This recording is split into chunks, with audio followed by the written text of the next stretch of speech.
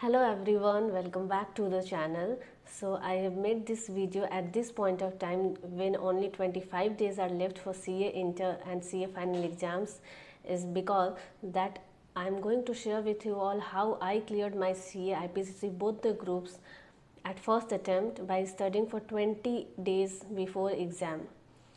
So let's start. I took classes for all the subjects except ITSM, which is theoretical subject. So almost 6 subjects का classes complete करने के बाद मेरे पास सिर्फ 20 days ही बचा था सेल्फ स्टडी करने के लिए। तो मैंने घर पर स्टार्ट किया सुबह 6 से लेकर रात को 9 बजे तक, जब तक स्टडी हो सकता था। डेली सेम टाइम पर एक ही जगह पर बैठकर प्रैक्टिस करना स्टार्ट कर दिया बाय राइटिंग प्रैक्टिकल सब्जेक्ट्स, और मॉर्निंग आवर्स में थियोरिटिकल सब्जेक्ट्स को मगअप करना स्टार्ट कर दिया। So after exam I clear both the groups of CA inter and this was my first attempt. और 72 आया था ऑडिट में, because I use to like theoretical subjects like law and audit. जो CA inter students जो exam देने वाले जिनके पास सिर्फ 20 डेज बचा है, वो डीमोटिवेट ना हो, वो भी आप भी क्लियर कर सकते हैं। If I can then you can also in this 25 days. So अगर बोथ द ग्रुप्स जो स्टूडेंट्स एग्ज़ाम देने वाले हैं जिनका प्रिपरेशन ठीक ठाक हो रखा है बट थोड़ा सा नेगेटिविटी माइंड में आ रहा है और उनको डर लग रहा है कि 25 डेज़ में क्लियर नहीं कर सकते हैं या कैसे प्रिपरेशन करें, आप लोगों के लिए ये वीडियो है। तो क्या पॉइंट्स है जो आपको इम्प्लीमेंट करना चाहिए, लेट्स स्टार्ट। पहला, सिर्फ एक प्लेस होना चाहिए डेडिकेटेड एरिया पढ़ने के लिए आपको। या तो आपका जो सिंगल रूम है स्टडी एरिया वो होना चाहिए, या फिर अगर सिंगल रूम नहीं है, जॉइंट फैमिली है या एक ही रूम है, तो उसमें आप कोई भी कॉर्नर उस रूम का ले लो और उसको अपना डेडिकेटेड स्टडी एरिया बना लो। उसी स्टडी एरिया में आपको डेली पढ़ना है। प्लेसेस चेंज करने से क्या होता है, बहुत ही ज़्यादा डिस्ट्रैक्शन होता है, फोकस मेंटेन नहीं हो पाता है।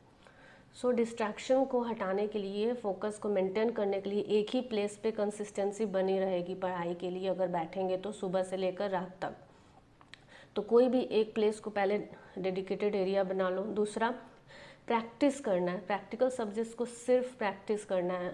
मैंने तो थ्योरेटिकल सब्जेक्ट्स को भी कॉपी में प्रैक्टिस किया लिख कर। जैसे कि थ्योरेटिकल सब्जेक्ट्स में क्या है, कुछ याद कर लिया, कुछ डेफिनेशन या कुछ पॉइंट्स, तो उसको कॉपी में फिर लिखना है खुद बिना देखे। उस लिखने से क्या होता है कि आपको दिमाग में याद रहता है। तो सुबह अर्ली मॉर्निंग आवर्स में आपको थ्योरेटिकल सब्जेक्ट्स याद करना है, रट्टा मारना है पूरा, और प्रैक्टिकल सब्जेक्ट्स पूरा होल डे आप करिए। सुबह से शाम तक जब तक स्टडी हो सके करना है। अगर नाइट स्टडी पसंद है तो रात में पढ़ो, अर्ली मॉर्निंग उठना अच्छा है तो अर्ली मॉर्निंग स्टडी स्टार्ट कर सकते हैं।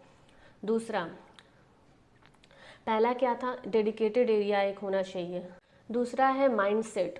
अगर पॉजिटिव माइंडसेट नहीं रहेगा, लास्ट 25 या 30 डेज या 20 डेज जैसे एग्ज़ाम नज़दीक आ रहा है तो क्लियर करना बहुत ही मुश्किल है। उस टाइम पे मेरे दिमाग में कभी भी ये नहीं आया कि मैं क्लियर नहीं कर पाऊँगी, इतने कम दिन बचे हुए हैं, मैं कैसे इसमें कंप्लीट करूँ, एग्ज़ाम में फेल हुई तो क्या होगा, पेपर ऐसा आएगा तो क्या होगा। माइंडसेट मेरा बिल्कुल ही क्लियर था, सिर्फ पॉजिटिव माइंडसेट था। पास भी कर जाना है ये भी मैंने नहीं सोचा था, कुछ मतलब था कि बस प्रैक्टिस करना है, कंप्लीट करना है सब्जेक्ट और जा करके एग्ज़ाम देना है। तो माइंडसेट बहुत क्लियर होना चाहिए, आपको पॉजिटिव रखना होगा। निगेटिविटी अगर सोचेंगे तो all the time negative things ही होगा, चाहे कितना भी हार्ड वर्क कर ले। सो थिंकिंग पे बहुत डिपेंड करता है, जैसा थिंकिंग होगा उसके अकॉर्डिंग ही थिंग्स आपके सराउंडिंग्स में होती हैं। So hard work plus mindset दोनों ही आपको चाहिए क्लियर करने के लिए। तो बिल्कुल भी नहीं सोचना है कि 25 या 20 डेज में क्या होगा, बस प्रैक्टिस करना है माइंडसेट पॉजिटिव रख के। थर्ड थिंग मोस्ट इम्पॉर्टेंट, जो आज के टाइम में मेंटेन करना बहुत ही मुश्किल है। उस टाइम पे मेरे पास बहुत ही छोटा स्क्रीन वाला मोबाइल हुआ करता था और उसमें बिल्कुल भी नेट नहीं था, जो आज के टाइम में इम्पॉसिबल है। मोबाइल ही सबसे बड़ा डिस्ट्रैक्शन का रीज़न है। सो कैसे भी करके मोबाइल का डिस्ट्रैक्शन को हटाना ही होगा। मोबाइल आप किसी को दे दो या कहीं लॉक करके रख दो, मोबाइल से दूर रहना है। बार बार यूट्यूब में बहुत ही टाइम वेस्ट होता है, वीडियोस फालतू के एग्ज़ाम पोस्टपोनमेंट का या कुछ नॉन स्टडी रिलेटेड वीडियोस देखने से। सो मोबाइल को हटाना है। फोर्थ पॉइंट है सेम टाइम पे पढ़ने बैठना है और सेम टाइम पे पढ़कर सोने जाना है। तो अगर टाइम सेम रहेगा मेंटेन, तो उससे क्या होगा, फोकस मेंटेन रहेगा, इधर उधर डिस्ट्रैक्शन नहीं होगा, सेम टाइम से कंसिस्टेंसी मेंटेन रहेगा स्टडी का।